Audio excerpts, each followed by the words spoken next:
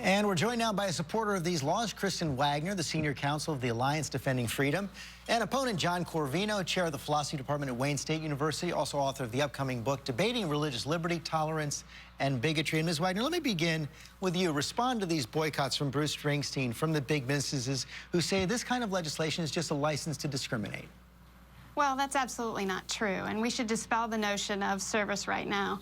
There is no evidence that those who identify as gay or lesbian have been denied service, but what there is evidence of is how these laws are being used against real people, creative professionals, who simply want to live peacefully and consistently and create custom work that is consistent with their religious beliefs.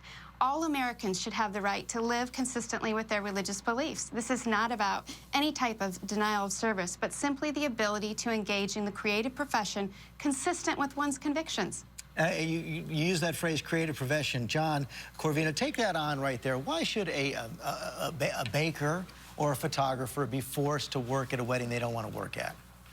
Well, one of the things that's important to recognize is these laws aren't just about the creative professions. The law in Mississippi is so broad that it covers discrimination in housing, in employment. It covers discrimination on the basis of anytime a person offers a religious objection. And when you think about it, people have religious objections not just to same-sex marriage, but some people have religious objections to interfaith marriage. Some people have religious objections to remarriage after divorce. People should, of course, have the right to believe what they want to believe and to practice their religious beliefs.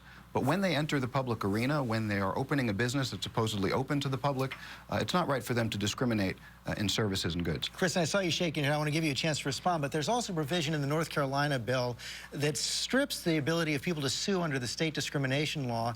And opponents of the law said if you're fired because of your race or gender or religion, you no longer have a basic remedy.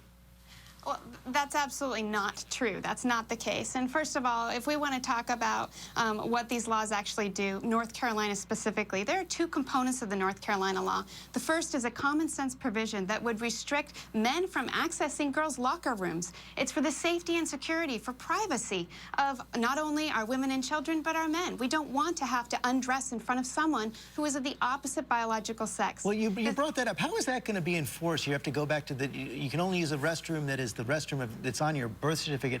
How is the state going to enforce that? The same way that they're enforcing it and have enforced it the last 200 years. You simply respond to complaints that are received. But what we have seen when these types of laws have been passed in other states that allow men to access the women's restroom, those laws are misused and they violate the safety and security of people. We should have a reasonable expectation of privacy to go into a locker room and not have to undress in front of someone of the opposite biological sex. It's common sense. What's the answer to that, John? The idea that this is about safety and security, it's kind of like when somebody says that they ate all the ice cream in order to make room in the freezer. I mean, it's just obvious that that's not the real reason. This is about discrimination, particularly against transgender people. And one of the reasons that's really sad is that our nation's history of protecting religious liberty has traditionally been about protecting marginalized groups, protecting people of minority faiths against the majority who try to marginalize them.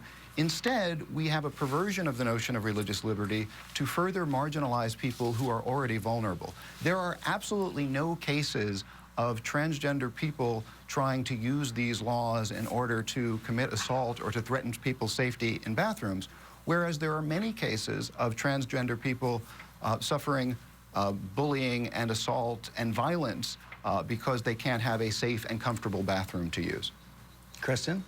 That is absolutely not true. There are multiple cases of those who may not be transgender, but those men who are using these laws to gain access to women and children in restrooms. These cases are documented.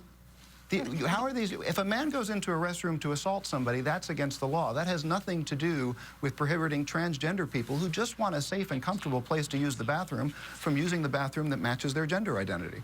Then they can use the bathroom in a private facility, just as everyone can. These laws are gender neutral in terms of they're not discriminating on the basis of how one identifies. They're simply saying that you go to a restroom or a private facility and you have a reasonable expectation of privacy there. But I want to get to the real victims. I wish we could, but I'm afraid we are out of time. We're going to have to come back to this issue. Thank you both very much for your time this morning.